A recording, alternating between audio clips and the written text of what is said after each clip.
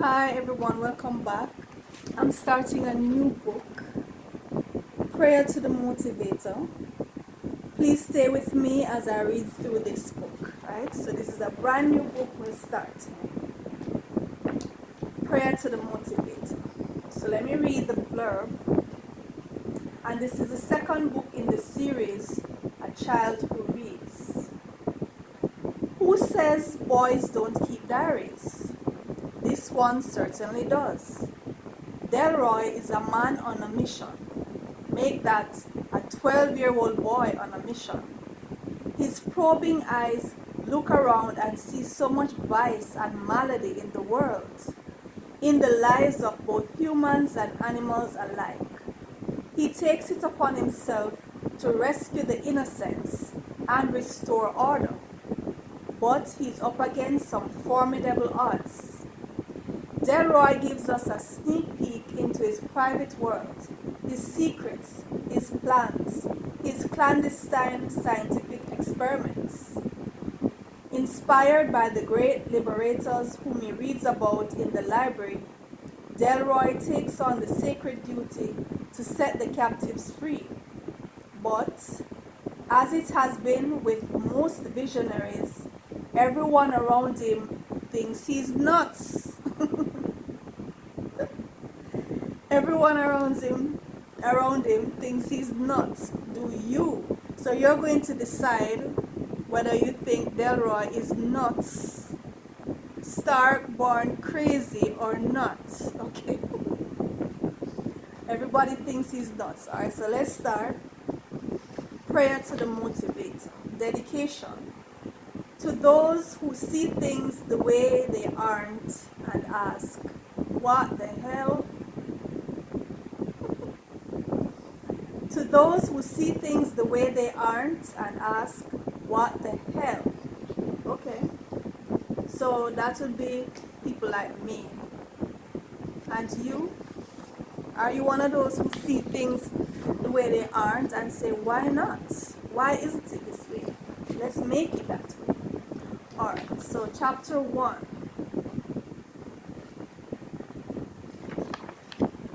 Now, let's get something straight from day one. All this that I'm going to be telling you is secret stuff. Confidential kind of stuff. So don't go letting anyone know that you got it from me. Just for argument's sake, let's say my name is Delroy. It's not my real name, you understand, but a top-notch secret fella like me can't very well go around giving out that kind of information, now can he? So it's Delroy then. That's settled. Now to the matter of the fish. Well, the fish are in this great big tank. I mean really great big. And the tank is on this great big table. And the table is in a tiny library where hardly anyone comes except on Saturdays. Only me, because I have to read every day or my eyes will go bad. So what I'm trying to say is that the librarian knows me by heart. On the days that I skip school, which is not as often as the principal would have Ma believe, I spend the whole big entire day at the library. The librarian used to want to send me back, owing to the fact that my hours were suspicious. But me being in my school uniform only making matters worse. But I managed to convince her with my 12-year-old logic that the library and the school are, after all, cousins. And I don't mean distant cousins either. We're talking real blood connections here. So she let me stay as long as I was busy reading something. And besides, no principal in her right mind would search in the village library for a boy who was famous for ducking school. Speaking of school, I must caution you that I have an assignment to do first thing tomorrow morning, so I might very well be forced to cut this entry short. I am to write an essay for English class about what I would like to be when I grow up. I haven't started on it, but I'm expecting an inspiration any minute now. At first sight, the English teacher seems shaky and weak, but she's no walkover. She's very fussy and hard to please. And on top of that, she's got a special pick for me. She gives pop tests only on those days when my bad spelling is active upon me. You see, it's like this. On some days, my English grammar wakes up and decides, okay, today I'm going to behave myself. But on the other 5 days of the week, my English grammar will not be tamed. So with this essay that I'm supposed to write, I'm not expecting any miracles. Back to the library. The librarian is Mrs. Taktarov.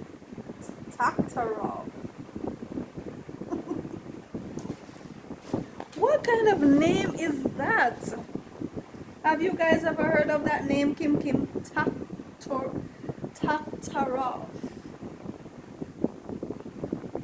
The librarian is Mrs. Taktarov. Okay. All right. I call her Mrs. T for short. I can understand why you'd want to shorten that name. She came directly from Quebec in Canada, but her parents came directly from Germany. But her grandparents before them came directly from the Caucasoid, Caustic, somewhere like that in Russia. So Mrs. T speaks mainly French, but she'll drop in a little English here and there for clarity, being that none of us around her speaks French. Mrs. T is devoted to the fish in the tank, whom she refers to as her beloved fish. She doesn't feed them on normal fish food, but on a special formula that comes, according to her, all the way from England. The fish seem to love it, or at least they have grown to love it. It makes them so fat and healthy looking, Mrs. T always says. She feeds them more often than you would expect. You'll never see a bigger fish tank, take my word for it. The first time I saw it, it made me tremble. I'm not lying. Now the tank is on this great big table. I told you that. I couldn't reach all the way up to the tank, owing to the extraordinary height of the table. Well, the plain truth is I'm short. Okay, there I said it. Are you happy now? I'm short and couldn't reach all the way up to the tank, so I had to get a chair. So I climbed up to have a good look. The water in the tank looks blue, but it isn't blue at all. It looks blue because of a picture in the background. The picture fills all the space of the tank on the side facing the wall, which gives the tank an almost real underwater effect. In the picture, there are rocks, bubbles, plants, fish, even a shark. In the tank itself, there are rocks too, and sand, and artificial plants. All efforts have been made to convince the fish that they are at the bottom of the Caribbean Sea. And they seem to believe it too. I think it's sad. Because of the protection and calmness of the tank, these fish have been spared the hard knocks of waves and rivals, tides and predators. They have been deprived of the natural overhead pressure of the ocean depths. Would they survive, these timid fish, if they are taken from the tank and placed into the open sea? Mrs. T says, of course they would. But would they really, Mrs. T, I ask. Oh yes they would, she assures me. But really, there's only one way to find out. Mrs. T set up the fish tank as soon as she came. I love fish. I really, really love fish, she said. Actually, She said it in French, but somehow you know that was what she was trying to get across. Mrs. T wears a uniform. She doesn't have to, but she wears one.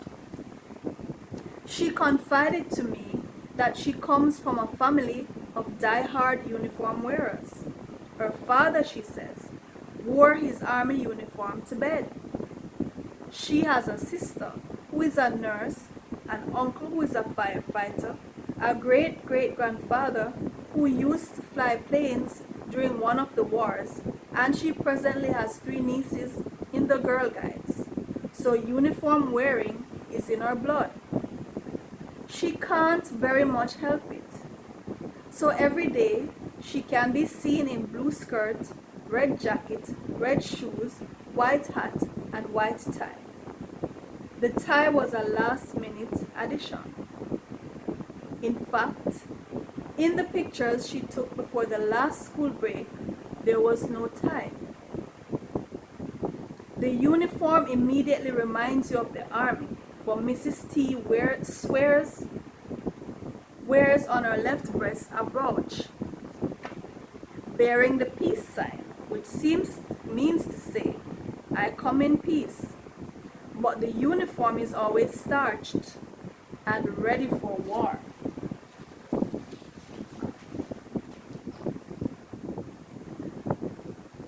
As I've introduced you to Mrs. T,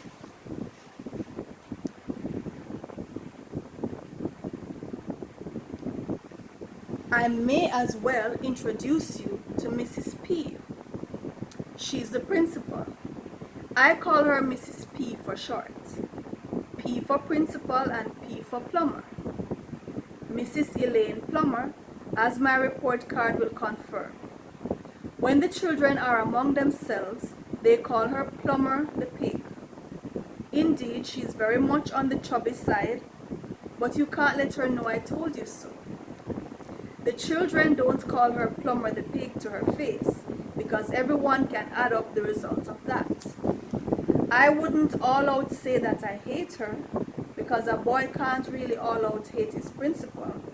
It's unethical, but that doesn't stop him from believing that his principal is half mad, especially if he's got proof. Mrs. P and I clashed from the very beginning. We hit it off on the wrong foot. In Form 1, just 3 days after orientation, I was caught red-handed tearing some pages from a huge picture book in the library. There were some beautiful pictures of the Maasai, and it was my intention to take them home and hang them on the wall just above my bed. The librarian at the time, Mrs. T, was still in Quebec, wasted no time in handing me over to Mrs. P, but she let me go that time because it was my first offense. While a boy cannot all out hate his principal, there is no rule that says that a principal cannot all out hate the boy. And sure as sure, Mrs. P hates me. I'll tell you the truth about Mrs. P. The truth about Mrs. P is that if she had a heart, her feelings for me would be somewhere near the bottom of it. And that's one of the reasons why I duck school. Not the only reason, mind you. Whenever I can on a Saturday, I avoid the company of the boys on my street who have a natural talent for getting other people into trouble, themselves emerging with no entanglements whatsoever. So I rush to the library the first chance I get on a Saturday morning. But Saturday is a crowdy sort of day, and I can't patrol the rows of books, as is my habit on the other days when I am king. I have to sit in my corner on a Saturday and read quietly like everybody else. Sometimes I get Miguel to go with me. He's my best friend. He sits right beside me in class. I'm not what you'd call an A student, unlike my twin brother Godfrey, who never gets tired of hatching A's. I'm not a straight B either. What with my spelling and writing against me, and grammar sometimes joining in the conspiracy, I would say I'm a consistent C kind of guy. But strictly by school standards, that is. But I'm an excellent reader and a pure-born math and science man. Mrs. P says she cannot understand how I am such a good reader and a poor speller all in one. Sometimes I spell the biggest words exact to the T. Then other times, some very small words give me trouble. The English teacher, Mrs. Massop, hates me bad. She takes driving lessons, so she's often late for English class on Wednesday mornings. But on Mondays and Thursdays, she's there all right, on time. English class is dreary like doomsday. Which brings me to the matter of the schoolyard. I ought to have told you about the schoolyard long ago, because the schoolyard is a matter of great intrigue. The schoolyard is built in the midst of a cemetery. Don't be scared. There are graves all around. The school and the land that it is on really belongs to the Methodist Church, which is on the same property. We use the Methodist Church for school gatherings and for the annual graduation ceremony, and also for music class. There's a great big organ. So naturally there's a graveyard, because very few churches will tolerate a churchyard without graves. But this graveyard is exceptional. It's mighty long and mighty wide. The entire property is on a hill, so the road leading up to the school is very steep. It's rocky too, full of stones, with hardly any grass. Not that now that I think of it. There's more than enough room for children to run and play at recess. The classrooms are of a good size too. Some of them even have cupboards at the back. My classroom has an old rickety cupboard which is full of old dusty books which no one reads. The children prefer to read the new glossy fairy tales that are stacked up on top of the cupboards. Tilisha has a great big picture book of fairy tales with glossy pages and full color. It took great foresight on the part of Mrs. Douglas, the former headmistress, to turn the school co-ed. Mrs. P, I am sure, if she could have her way, would promptly change it back into an all-girls school and do away with the male nuisance, as she calls us boys, altogether and forever. She prays all day long to be left with a school full of her precious, well-behaved girls. But as luck would have it, the present Minister of Education knows very well the benefits of co-eds, as all sensible people do. Now, for argument's sake, let's say the name of the school is Chester Valley Secondary School. We could even go further to say that it is in the vicinity of Mountaintop District in Portland. That's all the hints I'm giving. Of course, now that I've got you thinking, you're going to want to be asking about teachers. Admit it now. Yes, there are teachers, a good handful of them.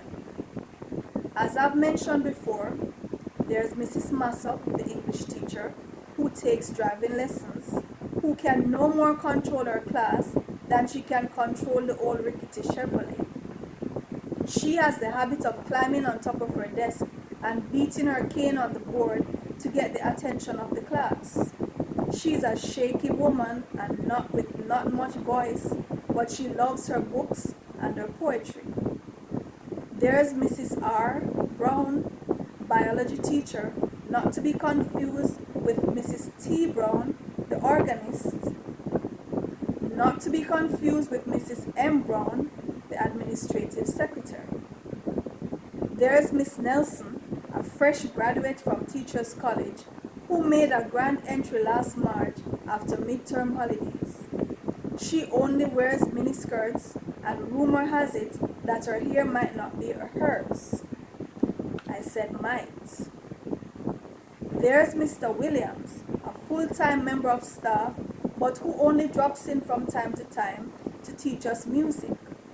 Mr. Carter, who must have his cup of coffee at 8:30 every morning, not a minute sooner or later, which makes it necessary for him to be late for the first class each day. And the coffee doesn't help him much because he sleeps right through the session anyway.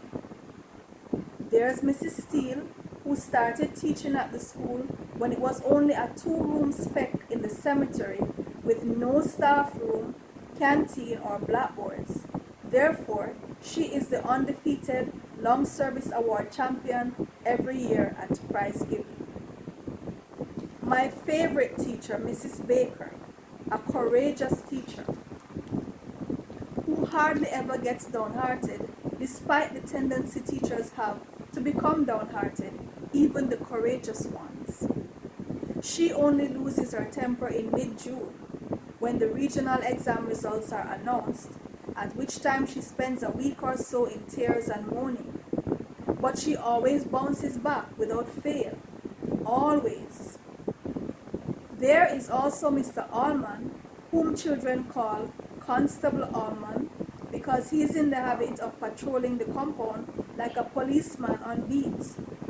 He even carries a baton too, a real baton. We're not talking about your regular cane here. We're talking about a hard, heavy-duty, bone-breaking, concussion-causing constabulary baton. He knows how to use it too. The teacher is bent on terror. And there are others. It's a big school. Over 1,400 students. 5 forms, 7 grades in each form. 40 students in each grade, at the very least. The guard at the gate is Pity. He isn't really a guard at all, come to think of it. We call him Pity the gate man. Pity and I started out as friends. We really did. He's 62 years old. That doesn't stop him from taking bribes from the 4th and 5th formers and letting them through the gate before dismissal. He wears a cap. He has dimples and wrinkles and a sweet little old man smile. That still doesn't stop him from taking bribes.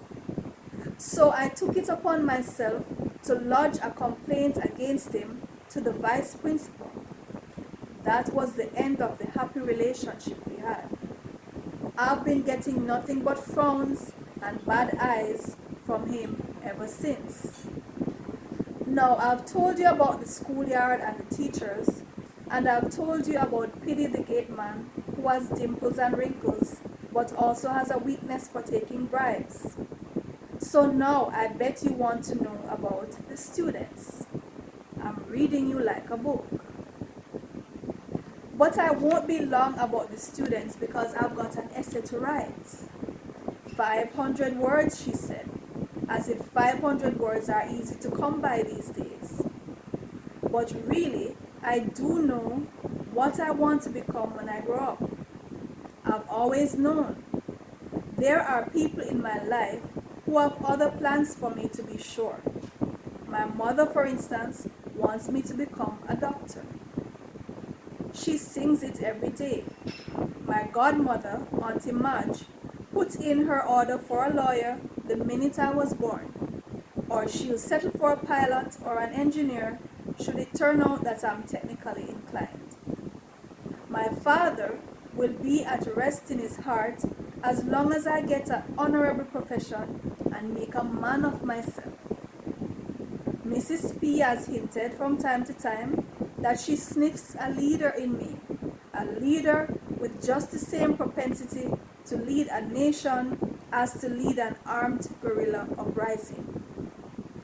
Guerrilla uprising. But I'm going to shock them all and be a teacher.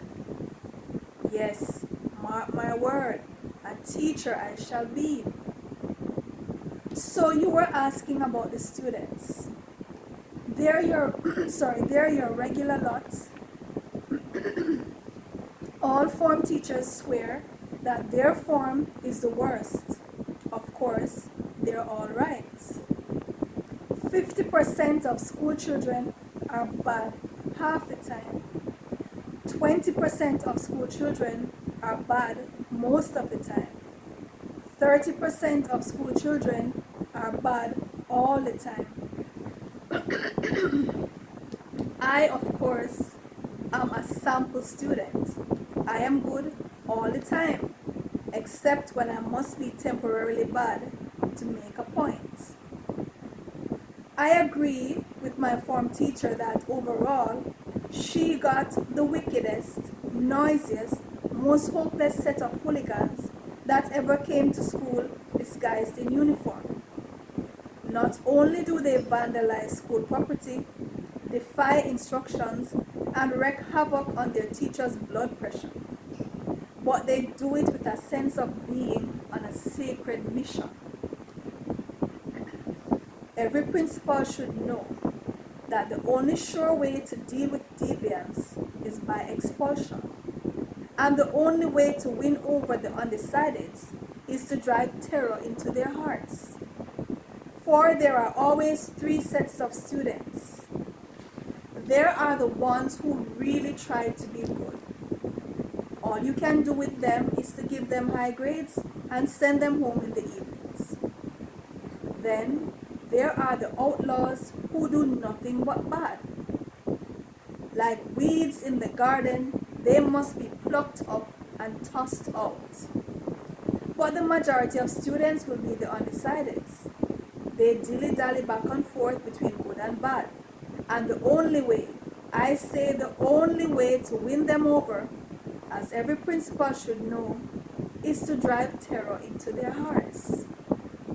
You do this by brandishing your cane. If this fails, you resort to making threats of the cruelest nature which, even if you don't intend to carry them out, you should fix your face so that they think you will. These students are subject to the same drills as everybody else. They are made to line up outside at arm's length and recite their school pledge and their times tables and their metric tables and how many days there are in each leap year. They climb over barbed wires to go look for mangoes. They hop onto buses. They keep their bathrooms unbelievably dirty. They bring their toys to school and trade them. They're your regular lot. Take my best friend Miguel, for instance. He's not only stupid, but he's very good at it. And why did I choose him as my best friend then, I hear you say? But it's all the same. They're all the same. In my class alone, you've got the whole crew. There's the teacher's pet, the neat freak, the gossiper, the bookworm, the warmonger, the latecomer, the sloppy untidy slob, and of course, there's Miguel, who plunges his ears 3 times a day with cotton swabs to avoid wax buildup. And that's just my class. But before I go, I must tell you about Tilisha. Just so you know, there's a young lady in my life. She's 10 and in Form 1. She's my girl. I'm talking about Tilisha. Tilisha, who always smells of olive oil and talcum powder, pleats well starched on her tunic, plaits neater than you can imagine. Tilisha with the well-cut fingernails. Tilisha, who takes her toothbrush to school and brushes her teeth after lunch. Ah, Tilisha, who wears a watch on her wrist when everybody else has to look up at the sun. I meet Tilisha at lunchtime by the fish pond. The children go there and throw stones in the water at the tadpoles. Sometimes we sit on the graves and eat lunch together. End of chapter 1. Prayer to the motivator. Sometimes we have to say a good prayer to the motivator, to keep us motivated. Please join me in the other videos as I continue to read Prayer to the Motivator. Okay. Thanks for joining us. Kim Zande saying bye for now.